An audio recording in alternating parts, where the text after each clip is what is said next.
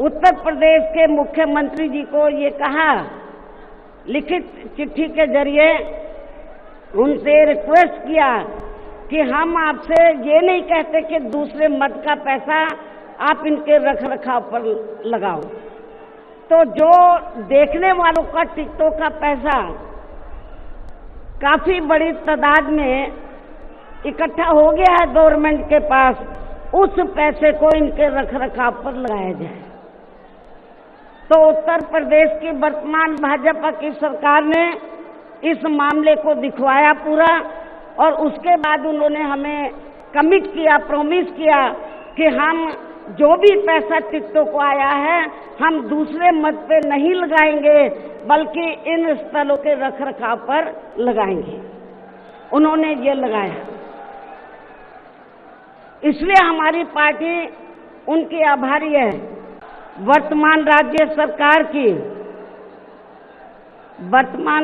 सरकार की भी बहुत बहुत आभारी है, और इसलिए आभारी है क्योंकि इस स्थल को देखने वाले लोगों के टिकटों का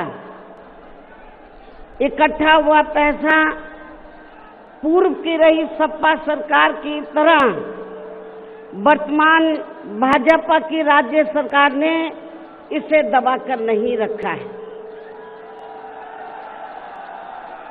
बल्कि पार्टी के आग्रह करने पर इसकी मरम्मत करने पर पूरा खर्च किया है। लेकिन दुख की बात यह है कि जब वर्तमान भाजपा की सरकार से पहले यहाँ सपा की सरकार थी, तो सपा की सरकार ने उस टिकट के पैसे को दबा कर रखा, एक पैसा खर्च नहीं किया इनके रख रखाव पर, और हालत बड़ी जर्जर हो गई थी स्थलों की। मैं सपा मुखिया अखिलेश यादव से मैं ये पूछना चाहती हूँ, यदि मान्यवर श्री कांशीराम जी के प्रति आपका इतना ही आदर सम्मान था, तो जब यूपी में मेरी सरकार थी तो मेरी सरकार ने अलीगढ़ मंडल में कासगंज के नाम से अलग से जिला बनाया, उस जिले का नाम मान्यवर श्री कांशीराम जी नगर के नाम से रखा था। लेकिन जैसे ही समाजवादी पार्टी पावर में आई, उन्होंने नाम बदल दिया।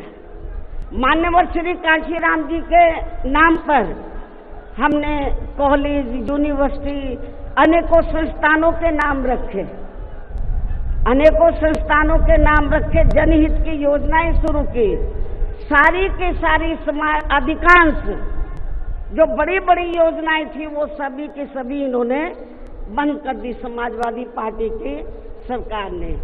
ये इनका दोगला या दोहरा चरित्र नहीं है तो क्या है? जब ये सत्ता में रहते हैं ना इनको पीडीए याद आता है, और ना पीडीए के जो संत गुरु और महापुरुष है वो भी याद नहीं आते हैं। जब ये सत्ता से बाहर हो जाते हैं तब इनको हमारे संत गुरु और महापुरुष याद आते हैं। तो ऐसे दोगले लोगों से आप लोगों को बहुत ही सावधान रहने की जरूरत है। सन 1975 में देश में लगी इमरजेंसी में तो कांग्रेस पार्टी की रही सरकार ने यहाँ बाबा साहब के संविधान को भी काफी हद तक प्रभावहीन ही बना दिया था, जिसकी आड़ में अब इस पार्टी के लोग आए दिन किस्म किस्म की नाटकबाजी करते रहते हैं। संविधान को हाथ में लेकर किस्म किस्म की नाटकबाजी करते रहते हैं। इसके साथ साथ कांग्रेस पार्टी ने हर प्रकार के हथकंडे इस्तेमाल करके बाबा साहब डॉक्टर भीमराव अंबेडकर को संसद में भी चुनकर नहीं जाने दिया था। इसके अलावा केंद्र में इसी कांग्रेस पार्टी के रही सरकार ने भारतीय संविधान के मूल निर्माता एवं उपेक्षित वर्गों के मसीहा परम पूज्य बाबा साहब डॉक्टर भीमराव अंबेडकर को भारत रत्न की उपाधि से भी सम्मानित नहीं किया था। इसके बाद फिर इनकी मूवमेंट को आगे गति देने वाले मान्यवर श्री कांशीराम जी को भी उनके देहांत के बाद केंद्र में रही इसी कांग्रेस पार्टी की सरकार ने इनके सम्मान में एक दिन के लिए भी राष्ट्रीय शोक घोषित नहीं किया था।